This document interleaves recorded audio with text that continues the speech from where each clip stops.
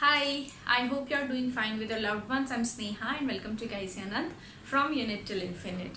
We started functions and in the last video we did 10 useful functions or 10 basic functions that we should know about when we are doing functions and LCD of functions. Today we are going to do most popular functions in real analysis. वो functions जिनको आप mostly encounter करोगे while during questions or while while doing the concepts. The very first thing, the most popular functions in real analysis, right? So the very first is modulus function, or it's also known as absolute function, absolute value function. Now the function is defined as mod x. So this is the notation of a function. Instead of writing f of x equal to mod x, the equal to something, they just gave this function notation as ये दो बार लगा करके modulus of x, and this is defined as minus x when x is less than 0 and x when x is greater than equal to 0. So this is modulus function. बहुत हम लोगों को बहुत अच्छे से मालूम है मॉड्यूलस फंक्शन क्या होते हैं, क्योंकि हम बचपन से मॉड्यूलस फंक्शंस देखते आ रहे हैं. मॉड्यूलस फंक्शन का मतलब क्या होता है, जैसे ही किसी नंबर के ऊपर या जैसे ही किसी भी एंटिटी के ऊपर, किसी भी मैथमेटिकल एक्सप्रेशन के ऊपर ये बार लगा देते हैं तो उसके अंदर से जो चीज़ बाहर आती है वो पॉजिटिव बनकर बाहर आती है. इसकी मैथमेटिकल डेफिनेशन है ये that mod x will equal to minus x if x is less than 0, it is equal to 0 if x is 0, and it is equal to x if x is positive. So for example, modulus of minus 15 will be 15, modulus of say 15 will be 15, modulus of 0 will be 0. Now comes the graph of the function. So along with the functions I am also going to tell you the graph of functions जितना मुझसे हो सकेगा या जितना feasible है कि मैं यहाँ draw कर पाऊँ. इनसे क्या होगा, whenever जैसा मैंने लास्ट वीडियो में भी बोला था, if you are doing functions तो ज़रूरी है that you visualize the graph of a function, because with the help of the graph you can tell the domain, the range, the codomain, also the limit, continuity and differentiability, the characteristic of a function just by looking at the graph. So mod x का graph is the graph of mod x, right? I'm making here the graph. So this is my y-axis, this is x-axis, 0. Modulus of x, modulus of 0 is 0, and modulus of x is something like this, right? So ये equal होने चाहिए बिल्कुल, मतलब इनका जो inclination है वो बिल्कुल same होना चाहिए. This is how a V-shaped graph of modulus of modulus of x और absolute value function. एक V shaped का ग्राफ बनेगा. This will go on and this will also go on. ठीक है, तो इसको देख करके the range of the function is R complete, but the domain the domain of the function is R, but the range of the function is positive, I would say positive R or the interval 0 to infinity. This is how we define an absolute valued function. So with absolute valued function the graph is of V shaped. V shaped का graph होगा. 0 पे एक तरह से कहोगे आप 0 पे एक sharp point होगा. Now with just like I defined mod x, absolute value of x, the general function, इसी तरह से you can define or you can find out the graph of say modulus of x minus 1. So the जो ये origin होगा ये shift होता चला जाएगा प्लस और माइनस जैसे भी आप लिखोगे. So with the help of this function you can complicate this function in your form. अलग अलग तरीके से complicate करके आप सोच सकते हो या देख सकते हो कि किस तरह से ये ग्राफ behave करेगा. So this was the very first function, absolute valued function. Next is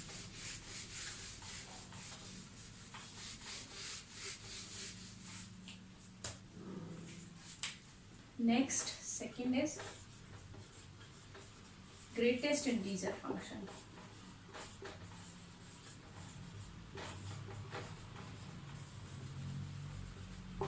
Greatest integer function, इस फंक्शन को फ्लोर फंक्शन भी कहा जाता है और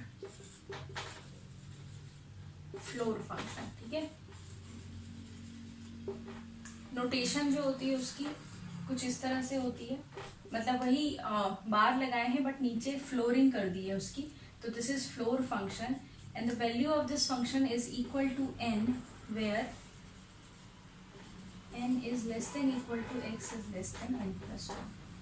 ठीक है, so this is how we define the greatest integer function. Greatest integer function वो फंक्शन होता है, देखो आपके पास कोई रियल नंबर है, कोई भी रियल नंबर है, तो उस रियल नंबर के लिए you must have two integers such that they are the bounds of that real number. So for example, if I'm talking about 3.5, then you know that 3.5 lies between 3 and 4. So the two integers that are एक तरह से cover कर रहे हैं 3.5 को are 3 and 4.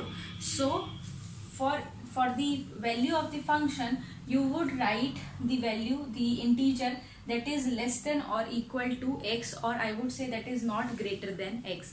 So the absolute greatest integer of 3.5 or the floor function of 3.5 is 3. So example अगर मैं यहाँ पर लिख दूँ तो if I am talking about 3.5 ये integer value आएगी 3, but if I am talking about minus 3.5 तो क्या होगा, c minus 3.5 जो होगा ना वो -4 और -3 के बीच में होगा, so इसका वैल्यू -4 आएगा। ठीक है, मतलब मुझे कौन से इंटीजर देखने हैं, the integer that is not greater than the value, the number जिसका मैं ग्रेटेस्ट इंटीजर फाइंड आउट कर रही हूँ। ग्रेटेस्ट इंटीजर फंक्शन के साथ ही एक और फंक्शन आता है हमारा second function, that is lowest integer function. इन दोनों फंक्शंस को कंबाइनली हम स्टेप फंक्शंस भी कहते हैं। तो पहले मैं एक बार लीस्ट इंटीजर फंक्शन बता देती हूँ, फिर हम दोनों का ग्राफ करेंगे क्योंकि दोनों का ग्राफ बिल्कुल एक जैसा ही है एक तरह से। सो this is greatest integer function, notation ऐसे कहते हैं, कोई कोई इसे फ्लोर फंक्शन भी कहते हैं, और भी बड़े फनी से इसके नाम है, अगर आप सर्च करोगे तो मिल जाएंगे आपको बहुत सारे। ठीक है, फिर आता है लीस्ट इंटीजर फंक्शन या लोवेस्ट इंटीजर फंक्शन,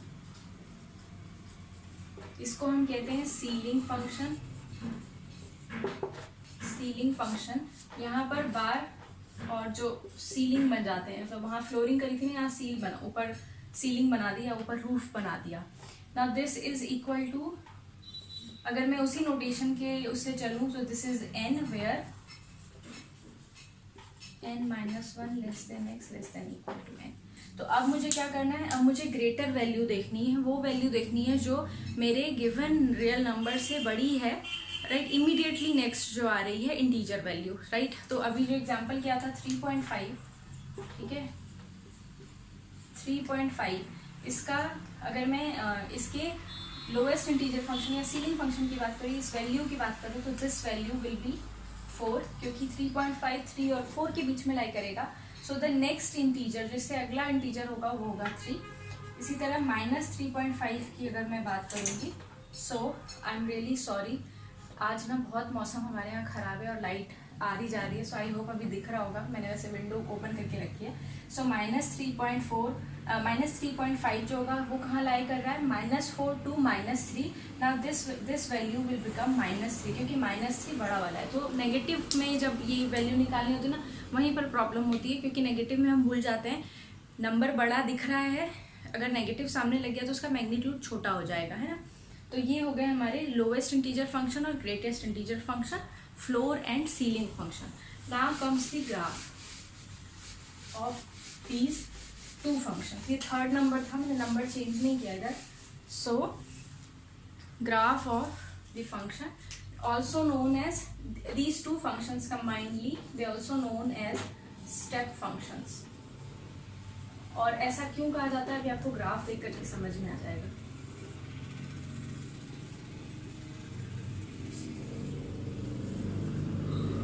ठीक है, ये है, यहाँ पर मेरे पॉइंट्स हैं,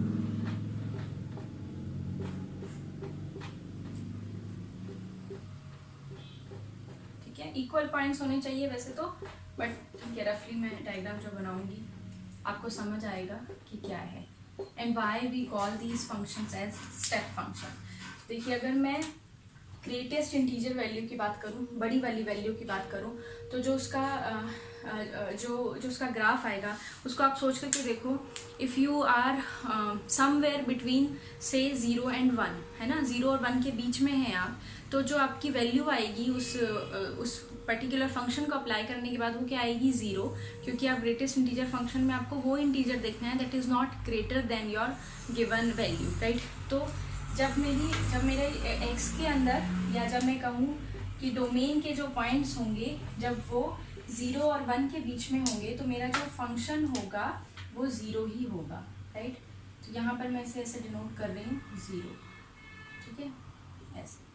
अब मैं अगर 1 और 2 के बीच में बात करूँ तो मेरा फंक्शन की वैल्यू क्या आएगी, 1 आएगी, ठीक है, सब में. फिर 2 और 3 के बीच में बात करूँ तो वैल्यू आएगी 2. देन सिमिलरली और लास्ट ऐसे करके इस तरह से बढ़ेगा. इस साइड में आएंगे तो इस साइड में भी कुछ ऐसा ही बनता चला जाएगा. जैसे ये वाला जो होगा ये कुछ ऐसा बनेगा ना. जैसे ही वैल्यू मेरी -2 और -1 के बीच में आएगी तो ये वैल्यू होगी -2, फिर ये आ जाएगा -3 और -4. तो एक तरह से ये सीढ़ियाँ बन गई ना, इसीलिए इसको स्टेप फंक्शन कहते हैं, ठीक है. तो ये स्टेप फंक्शन है मेरा ग्रेटेस्ट इंटीजर फंक्शन, ठीक है. ग्रेटेस्ट इंटीजर फंक्शन में आपको याद रखना है जो आपके पॉइंट्स बनेंगे, यानी जो आपका क्या कहूँगी मैं, डार्क पॉइंट्स जो बनेंगे वो लेफ्ट साइड में बनेंगे. इसी तरह मैं अगर इसी को लीस्ट इंटीजर की बात करूँ तो सोच के देखिए, if the number lies between 0 and 1 then the least integer will be 1. If the number lies between 1 and 2 the least integer will be 2 and so on so forth. तो इसमें क्या होगा, जो ग्राफ बनेगा वहाँ वो जो होगा वो इस तरह से पॉइंट इधर करेगा, मतलब डार्क साइड जो होगी वो राइट साइड में होगी आपकी, ठीक है.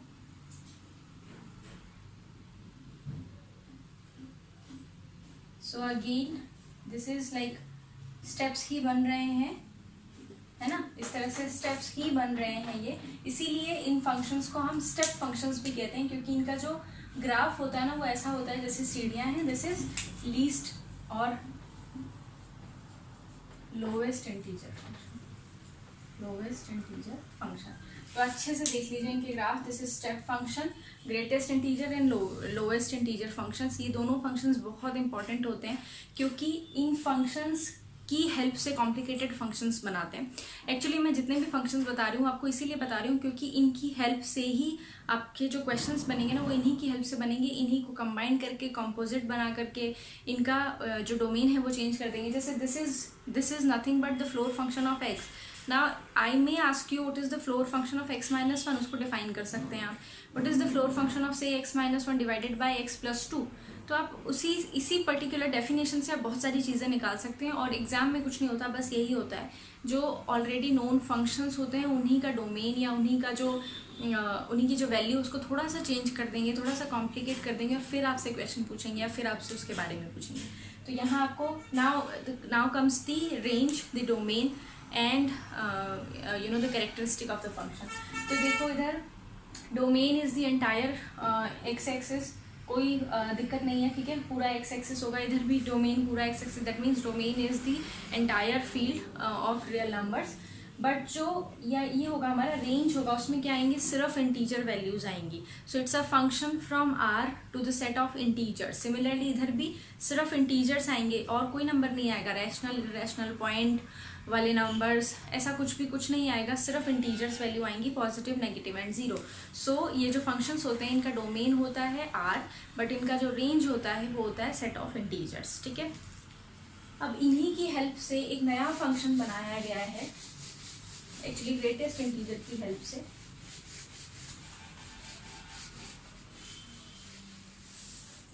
ग्रेटेस्ट इंटीजर फंक्शन की हेल्प से एक नया फंक्शन बनाया गया है, that is fractional part of x.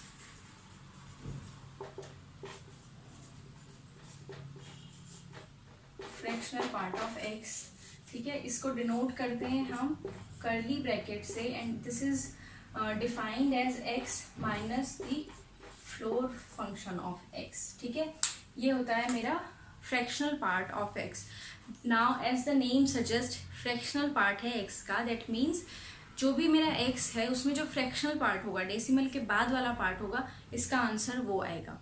ठीक है, अब देखो डेसिमल के बाद वाले नंबर की अगर मैं बात करूँ तो डेसिमल के बाद नंबर कैसे होते हैं, छोटे, 0 पॉइंट समथिंग होंगे ना डेसिमल के बाद के नंबर, 0 पॉइंट, वो जो एब्सोल्यूट वैल्यू, जैसे if I am talking about again 3.5, तो जो फ्रैक्शन होगा वो कितना है, 0.5। तो ये वाला जो वैल्यू होता है ना, ये जो फंक्शन होता है, ये मुझे क्या करता है, उस वैल्यू, उस गिवन नंबर के जो फ्रैक्शनल पार्ट होता है वो निकाल के देता है, इसीलिए इसका नाम है फ्रैक्शनल पार्ट ऑफ एक्स। ठीक है, तो अब ज़रा मैं एक तो जो पहले एग्जांपल्स लेकर के देखते हैं। देखो, जैसे fractional part of 3.5 is 3.5 minus what is the floor function here for 3.53, so the answer is 0.5. Similarly, say minus 5.6, so this is minus 5.6 minus, now this, ये जो minus 5.6 का जो फ्लोर फंक्शन की वैल्यू आएगी वो आएगी -6, so this is minus 5.6 plus 6 and this is 0.6। तो ये क्या दे रहा है मुझे, if this is the number, तो इसका जो ये फ्रैक्शनल पार्ट था एक्चुअली में आंसर वही आ रहा है। ठीक है, चाहे वो नंबर पॉजिटिव हो चाहे वो नेगेटिव हो, तो इसीलिए इसका नाम है फ्रैक्शनल पार्ट ऑफ एक्स। अब देखो, इसी को देख करके आपको पता चल जाएगा कि आपका नंबर चाहे कुछ भी हो, यानी आपके डोमेन में से कोई सा भी नंबर आप उठाओगे, आपका जो रेंज आएगा वो क्या आएगा, एक नंबर आएगा which is lying between 0 and 1 only, है ना, क्योंकि फ्रैक्शनल पार्ट 0.6, 1.6 तो फ्रैक्शनल पार्ट नहीं हो सकता ना, 1.6 इज अ नंबर जिसका फ्रैक्शनल पार्ट है 0.6, सो फ्रैक्शनल पार्ट जो होगा it lies between 0 and 1 and hence the range of this function is between 0 and 1। तो इसके ग्राफ की अगर मैं बात करूं, the graph of this function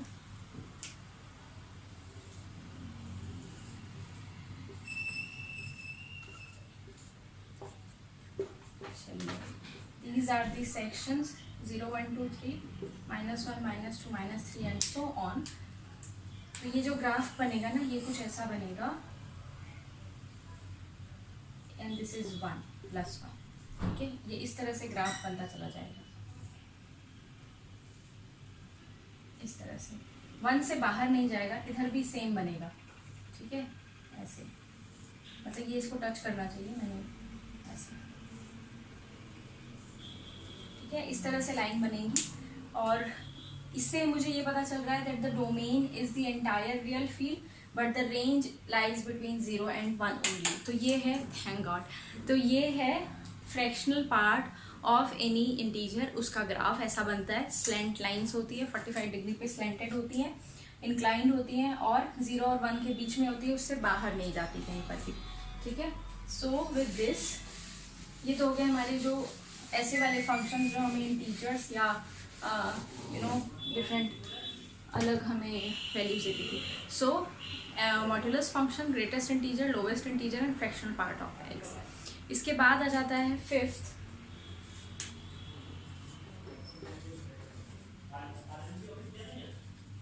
signum function. ठीक है, सिग्नम फंक्शन, मैं इसका कोई और नाम चेक करना भूल गई, मुझे अभी याद आया कि सिग्नम फंक्शन का भी कोई और नाम होना चाहिए। So if you know any other name of signum function, comment में लिख देना कि हाँ सिग्नम फंक्शन का ये भी नाम होता है, मैं देखना भूल गई हूँ। सो this is signum function denoted by SIG of x and it is defined as modulus of x upon x when x is not equal to 0 and 0 when x is equal to 0. So the domain of this function is already given, x belongs to R, पूरा का पूरा R मेरा domain है, और define कैसे किया है, modulus of x divided by x when x is not 0, क्योंकि ऑब्वियसली x 0 को तो डिवाइड नहीं कर पाएंगे, बट 0 व्हेन x इज 0। इसी चीज को if I have to put the value of, now I know what is modulus of x, so modulus of x क्या होंगे, फर्दर अगर मैं ये तरह लिख दूँ, इसके दो पार्ट हो जाएंगे, -x upon x when x is less than 0 and x upon x when x is greater than 0. So now this function becomes -1 when x is less than 0, 0 when x is equal to 0 and 1 when x is greater than 0. ठीक है, so ये हो गया signum function. Signum function का जो range है, देखो यहाँ से डोमेन प्री डिफाइंड डोमेन था, domain is the set of real number, but जो रेंज है उसमें 3 ही एलिमेंट है, दैट इज 1 0 एंड -1। इसके ग्राफ की बात करें हम तो इसका बहुत अच्छा प्यारा सा ग्राफ बनता है।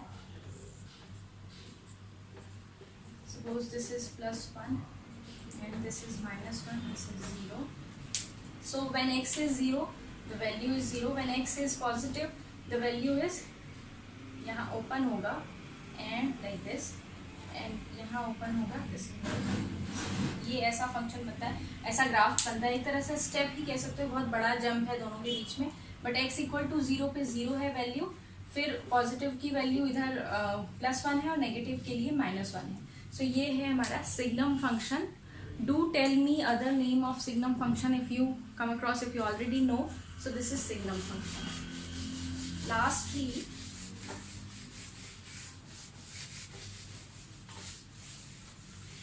लास्ट आता है हमारे पास ब्रांच फंक्शन। ठीक है, ब्रांच फंक्शन, ब्रांच फंक्शन। सो ब्रांच फंक्शंस बेसिकली एक टाइप होता है फंक्शन का। इसके अंदर मुझे डिफरेंट और बहुत यूजफुल, बहुत इंपॉर्टेंट एग्जांपल ज़रूर मिल जाते हैं ब्रांच फंक्शंस के। क्या होते हैं branch function? Suppose that the domain of your function is can be written as the union of two disjoint subsets. So मैं 2 के लिए लिख रही हूँ। इट कैन बी मेनी, मतलब it can be a finite number of union of disjoint subset. ऐसा भी हो सकता है D is S1 union S2 union S3 up till Sn। तो कुछ भी होगा। मैं 2 के लिए सिर्फ इसलिए बता रही हूँ क्योंकि अगर इससे ज़्यादा होंगे तो ब्रांचिंग ज़्यादा हो जाएगी। मुझे सिर्फ 2 ही ब्रांचिंग में अभी काम मेरा चल जाएगा, इसलिए मैंने सिर्फ 2 लिखे हैं। So suppose the domain is the union of two disjoint, they are disjoint, right. इन पे कोई भी पॉइंट कॉमन नहीं है। So S1 intersection S2 is empty.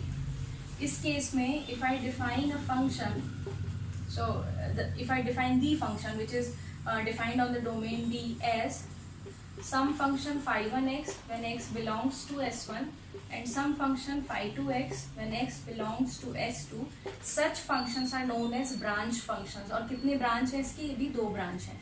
Similarly if S1 union S2 union S3 आप लेके चलेंगे तो there are 3 branches। एक और ब्रांच आ जाएगी which is phi, the function is defined as phi3 there। तो ऐसे फंक्शंस को हम ब्रांच फंक्शंस कहते हैं। ये एकदम जनरल डेफिनेशन है ब्रांच फंक्शन की कि ये ब्रांच फंक्शंस होती हैं। अब हम कुछ एग्जांपल्स कर लेते हैं ब्रांच फंक्शन की। सबसे पहली जो यहाँ पर ब्रांच फंक्शन का जो सबसे पहला टाइप आता है जो मैं कहूँ वो आता है chicken pox function. We named it as chicken pox function. मैंने सर्च करके देखा था कि कुछ और नाम हो या नहीं हो, बट कहीं पर ऐसी डेफिनेशन नहीं है। So this is first type I can say chicken pox function। ये इसको टाइप क्यों कह रही हूँ मैं? क्योंकि यहाँ जो फंक्शन डिफाइन होता है या यहाँ जो ब्रांचिंग होती है वो हमारे जो रियल नंबर्स के 2 सेट्स है ना, डिसजॉइंट सेट्स, रैशनल और इररेशनल्स, उन पर ही होती है। So if my domain D is the entire real number and I divided the set of real number as 2 disjoint set, that is rational and irrational, और फिर मैंने ब्रांचिंग करी, तो ऐसे फंक्शंस को हम चिकन पॉक्स फंक्शन कहते हैं। और ऐसा क्यों कहते हैं? अगर आप सोच के देखो कि ऐसा क्यों कहते हैं, तो ना ये फंक्शंस क्या होते हैं, सिर्फ डोमेन की बात कर रही हूँ मैं। ये आपके पास रियल नंबर है, इसमें यू नेवर नो कहाँ पर तो रैशनल्स हैं, ठीक है, और कहाँ पर इररेशनल्स हैं। 2 रैशनल्स के बीच में इनफाइनाइट इररेशनल्स हैं, 2 इररेशनल्स के बीच में इनफाइनाइट रैशनल्स हैं। तो अब जो ये फंक्शन डिफाइन होगा ना, ये dot dot dot dot dot dot करके डिफाइन होगा, तो इसीलिए इसका नाम चिकन पॉक्स रख दिया गया है, ठीक है।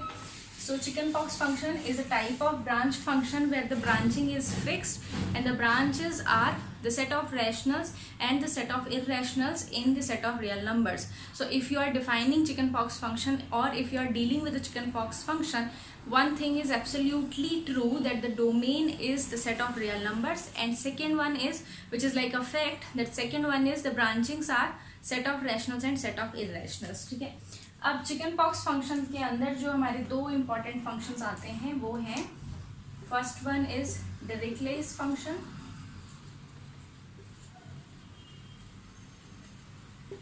And second one is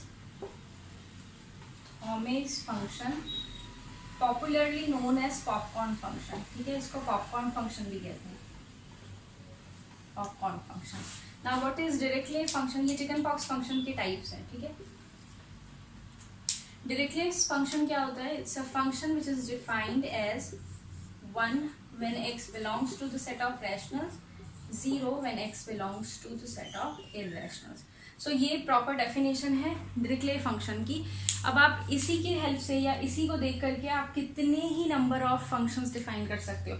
I can define F X is 1 when x belongs to q and -1 when x belongs to q complement. कोई भी नंबर उठा करके F X is 20 when x belongs to q but 0 when x belongs to q complement. तो ये 1 और 0 वाला जो form है दैट इज डिरिचलेट जो भाई साहब थे हमारे, उन्होंने निकाला था, इसीलिए उनके नाम पर रख दिया गया है इसका नाम कि ये डिरिचलेट फंक्शन है। अब इधर आ जाते हैं थॉमस फंक्शन। थॉमस फंक्शन भी अगेन सर थॉमस ने निकाला था कि ऐसा भी हो सकता है हमारा फंक्शन। So this is defined as 1/q when x belongs to q and x has the form p/q and 0 when x belongs to q complement, ठीक है। तो उन्होंने क्या किया, इन्होंने तो 1 लिख दिया, उन्होंने क्या किया, नहीं, if x belongs to rationals तो इसका मतलब numerator divided by denominator type का होगा। लाइक रैशनल्स है तो p/q फॉर्म लिख सकते हैं when q is not equal to 0। तो उन्होंने उस q को यूज किया और उन्होंने लिखा that now I am defining a chicken pox function as f of x is equal to 1/q when x belongs to the rational। So suppose 0 है आपके पास, है ना, 0 is a rational number. So 0 के लिए f0 की value यहाँ क्या आएगी, 1 आएगी, क्योंकि 0 can be written as 0/1 and the q here is 1, so f0 becomes 1। और अगर q कॉम्प्लीमेंट में है या इरेशनल है तो वैल्यू है 0। अब आ जाती है इन दोनों की ग्राफ की बात। तो फीजिबल नहीं है ग्राफ यहाँ पर बनाना, ऑल्दो मैं ट्राई भी क्या करूँगी, बहुत डॉट डॉट करके। ये पॉपकॉर्न फंक्शन तो बड़ा आजकल बड़ा ना ट्रेंड में है, आई वुड से। मैंने बहुत सारे मैथ्स से रिलेटेड मीम्स देखे हैं इसके ऊपर, तो ये देखना, आप सर्च करना पॉपकॉर्न फंक्शन। इसका ग्राफ रेन ड्रॉप फंक्शन भी कहते हैं इसको। इसका ग्राफ बड़ा क्यूट सा होता है, बड़ा प्यारा सा होता है वो, और बहुत इंपॉर्टेंट फंक्शन है ये। आगे जाके आपको पता चलेगा ये फंक्शन क्यों इंपॉर्टेंट है। इसी तरह से इसको भी आप देखोगे, इसका ग्राफ भी डिरिचलेट फंक्शन का डॉट डॉट लगा करके क्यू और क्यू कॉम्प्लीमेंट में।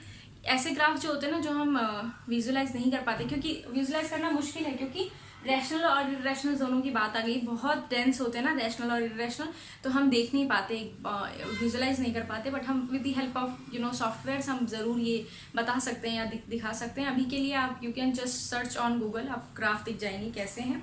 ये याद रखना ज़रूर that this function is very important function. आगे जाकर के आपको समझ में आएगा कि क्यों इंपॉर्टेंट है, ठीक है। So with this the popular functions are done, ठीक है। ये हैं पॉपुलर फंक्शंस हमारे। ये वो फंक्शंस हैं जो आपको अब से शुरू करके और इंटीग्रेबिलिटी तक मिलते ही चले जाएंगे, क्योंकि हमारे पास है ना यही कुछ सेट हैं, यही कुछ फंक्शंस हैं। इन्हीं के बेस्ड, इन पर ही बेस्ड करके हम लोग क्वेश्चंस बना सकते हैं। इसी पर बेस्ड हम अपने जो डाउट्स हैं वो देख सकते हैं कि हाँ, काउंटर एग्जाम्पल भी मुझे यहीं से मिलेंगे और जो मेरे कंसेप्ट्स होंगे उनकी क्लैरिफिकेशन भी यहीं से मिलेगी। तो ये बहुत इंपॉर्टेंट, इसीलिए बहुत इंपॉर्टेंट हो जाते हैं। तो आज का हमारा वीडियो यहाँ पर मैं ख़त्म करती हूँ। बहुत कुछ पढ़ा हमने। सबसे पहले हमने मोस्ट पॉपुलर फंक्शंस पढ़े।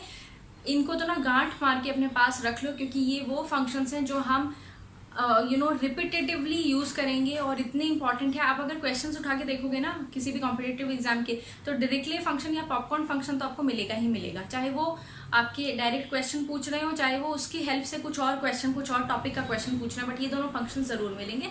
सो the functions that we study today, absolute value function, greatest integer, lowest integer, fractional part, ये हो गए एक तरह के।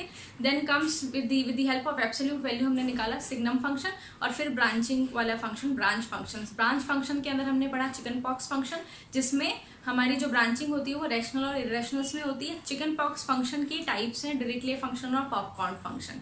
और I hope you enjoyed the video and you understood. जितना मुझे मज़ा आया पढ़ाने में उतना ही आपको अच्छा लगा हो पढ़ने में। So thank you for watching till today and thank you all जिन्होंने भी मुझे सब्सक्राइब किया है, because for me 300 subscribers are like huge thing, बहुत बड़ी चीज़ है। जब मैंने शुरू किया था तो मुझे नहीं ऐसा कुछ कॉन्फिडेंस ही नहीं था कि कुछ कर पाऊंगी मैं इसमें, इस प्लेटफॉर्म पे। But then thank you so very much. If you are not a subscriber please consider subscribing me, क्योंकि अभी तक आपको पता चल रहा होगा कि मैं बिल्कुल फ्रेश आपको तरीके से समझाना की कोशिश कर रही हूँ कि रियल एनालिसिस क्या होता है। अब जब हम अगले बार मिलें तब तक के लिए ध्यान रखिए अपना, and happy teachers day, bye.